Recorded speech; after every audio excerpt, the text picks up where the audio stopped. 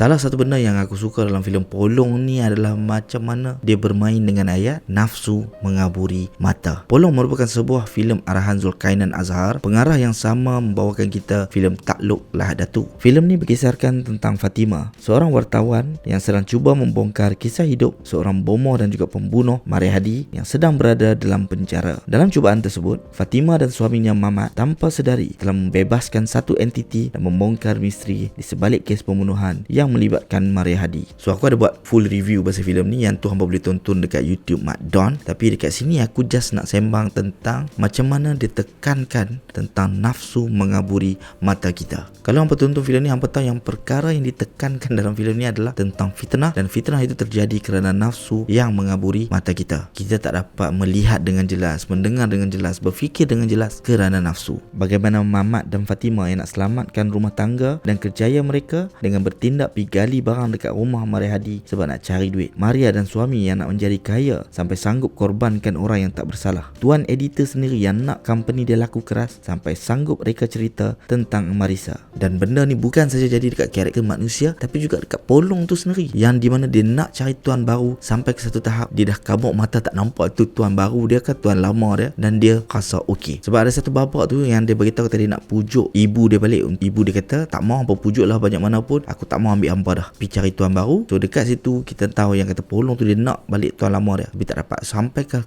climax ada benda jadi. So dekat sini kita nampak yang macam mana penulis meletakkan perkara ni secara subtle saja dalam penulisan dia, dan benda tu seiring dengan ayat fitnah yang mereka nak tekankan dan bagaimana fitnah itu tercipta kerana mata dan telinga kita jadi kabur dan tak jelas kerana nafsu yang telah mengaburi diri kita. So pergi tonton Polong, tengah ditayangkan di program sekarang. Dan bagi hampa yang dah tonton, apa pandangan hampa? Drop down your comment, share your thoughts. Jangan lupa follow. Kita jumpa lagi next video. Thank you for watching. Bye bye.